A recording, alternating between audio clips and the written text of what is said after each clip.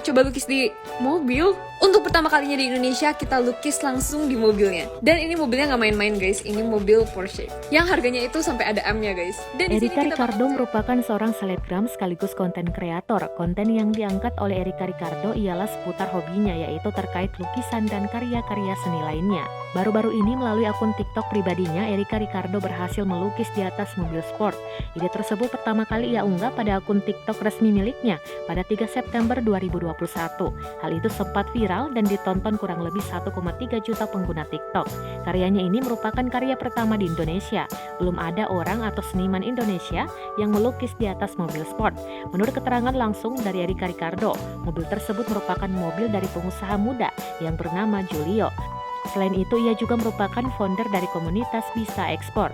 Ia juga menceritakan awal mula dihubungi oleh pemilik mobil yang bernama Julio tersebut.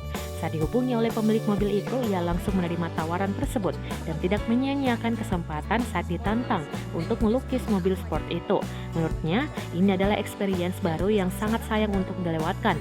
Apalagi ini juga sangat baru untuknya dan tentu di Indonesia sendiri jarang sekali ada orang yang melukis di atas mobil sport.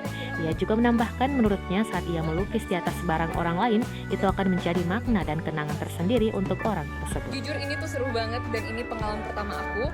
Dan berharap banget kalian ingetin mobil ini guys, karena mobil ini tuh bakal jadi spesial banget. By the way, ini mobil Porsche yang keren banget. Dan ya, ini adalah progres lukisan aku. Dan di satu mobil ini bakal temanya tentang Indonesia. Hasilnya bakal kayak gimana ya guys? Dan total aku tambahin lagi kerjain selama 3 jam. Dan progresnya baru segini guys, aku melukis barong di sini. Keren banget gak sih? Kira-kira apa lagi ya guys? Komen di bawah yuk, bantu aku.